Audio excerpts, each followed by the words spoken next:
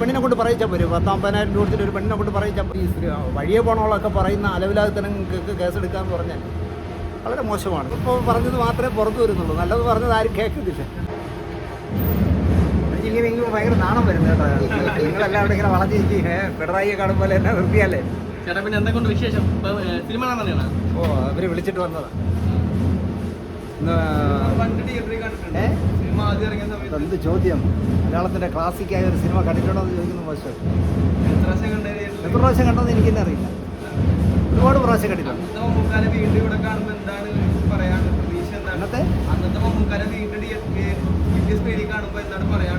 അന്നും വലിയ സ്ക്രീനിലാണ് കണ്ടത്.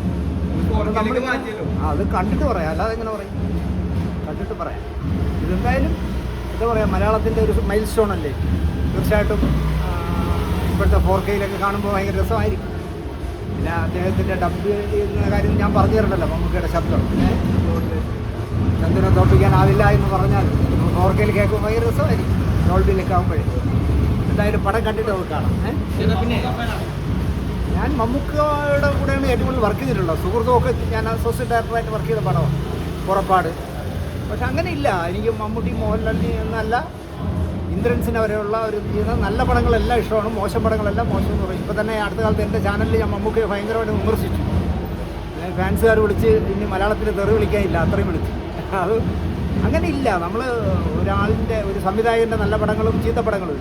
ഈ പടം കഴിഞ്ഞിട്ട് ഹരസാർ എടുത്ത് ഒളിയുമ്പോൾ എന്നൊരു തല്ലിപ്പൊളി പടം.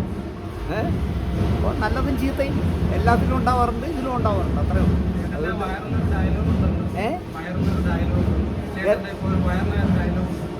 അത് ആ ഷൈൻ നിഗോ എന്ന് പറഞ്ഞ പയ്യനെ പറ്റി ഞാൻ പറഞ്ഞതാണ്. അവൻ ഇപ്പം നല്ല പയ്യനായില്ലേ?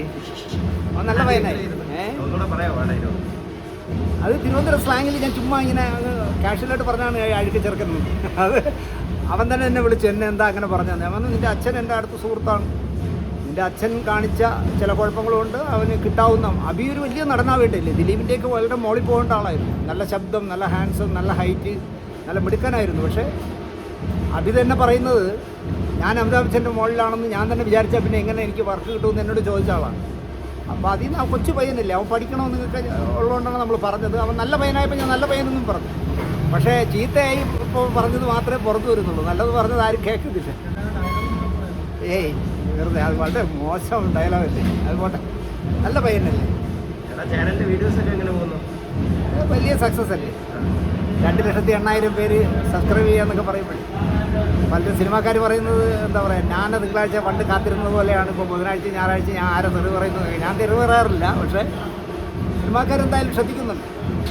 ഇപ്പം തന്നെ ഞാനും ഭാര്യയേ ഉള്ളൂ വീട്ടിൽ. മകൻ ഇപ്പോൾ സൗദിക്ക് പോയി. അപ്പോൾ ഞാനും ഭാര്യയും ഒരു ലാബ് എന്ന് പറയുന്ന വകുപ്പിൽപ്പെട്ട ഒരു പട്ടി മാത്രമേ വീട്ടിലുള്ളൂ.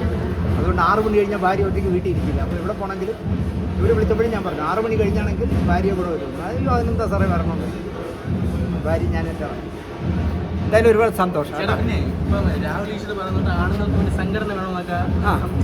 അല്ല, കേരളത്തിൻ്റെ ഇപ്പോഴത്തെ ഒരു അവസ്ഥ അനുസരിച്ച് ഞാനത് എനിക്ക് തോന്നുന്നു 5-10 എപ്പിസോഡ് ഞാൻ പറഞ്ഞതാണ്. കാരണം ഈ പിണറായി വിജയൻ ഭരിക്കുന്ന, എൻ്റെ പാർട്ടി നേതാവ് ഭരിക്കുന്ന നാട്ടിൽ സ്ത്രീകൾക്ക് മാത്രമായിട്ട് അദ്ദേഹം ആവശ്യമില്ലാതെ അവരെ പെരുപ്പിച്ച് കാണിക്കും. ഇപ്പോൾ തന്നെ 8,000 തൊഴിലാളികളുള്ള ഫെഫ്ക അദ്ദേഹത്തിന് വേണ്ട, 11 പേരുള്ള WCC മതി. അങ്ങനെ വരുമ്പോൾ ഈ ആർക്കും ഇപ്പോൾ ആരെ പേരിൽ, ഇപ്പോൾ എൻ്റെ പേരിൽ പോക്സോ കേസുണ്ട്. നിങ്ങൾ ആലോചിച്ചു, ജീവിതത്തിൽ സത്യസന്ധതയോടെ ജീവിക്കൂ എന്ന് പറഞ്ഞ് ജീവിക്കുന്ന എൻ്റെ പേരിൽ കമൽ കൊടുത്ത പോക്സോ കേസുണ്ട്. പെണ്ണിനെ പീഡിപ്പിച്ചു എന്നാണല്ലോ പോക്സോ കേസ്. അപ്പം ഞാൻ പറയുന്നത് ആർക്കും പെണ്ണിൻ്റെ പേര് പറഞ്ഞ് ഇപ്പോൾ കേസ് കൊടുക്കാവുന്ന ഒരവസ്ഥയാണ്.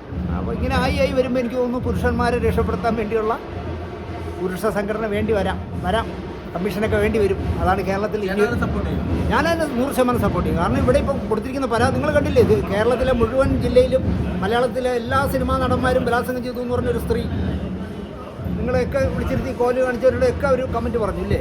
എന്നിട്ടിപ്പം കണ്ടോ, അവരൊരു അമ്മയുടെ അനുജത്തിൻ്റെ മകളെ കൊണ്ട് ഈ പ്രായപൂർത്തിയാകാത്ത കുട്ടിയെ മദ്രാസിൽ കൊണ്ടുവന്ന് എന്തോ കച്ചവടം ചെയ്യാൻ ശ്രമിച്ചു എന്ന് പറഞ്ഞ് അവരെ പേര് പോക്സോ കേസായി. പക്ഷേ ബാലചന്ദ്ര മേനോനെ കുറിച്ച്, മുകേഷിനെ കുറിച്ച്, സിദ്ദീഖിനെ കുറിച്ച്, ആരെയൊക്കെ കുറിച്ച് ആ സ്ത്രീ പറഞ്ഞു.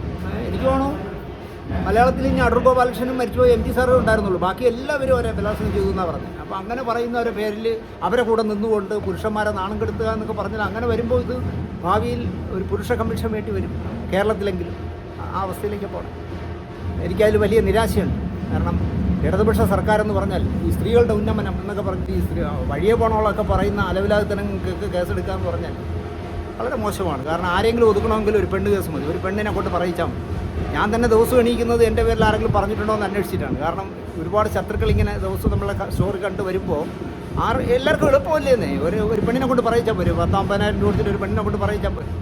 എന്നെ പറഞ്ഞാൽ പൊളിക്കും, അത് വേറെ പ്രശ്നം. എന്നാലും അത് ശരിയല്ല എന്നുള്ള പക്ഷക്കാരനാണ്. ഓക്കെ.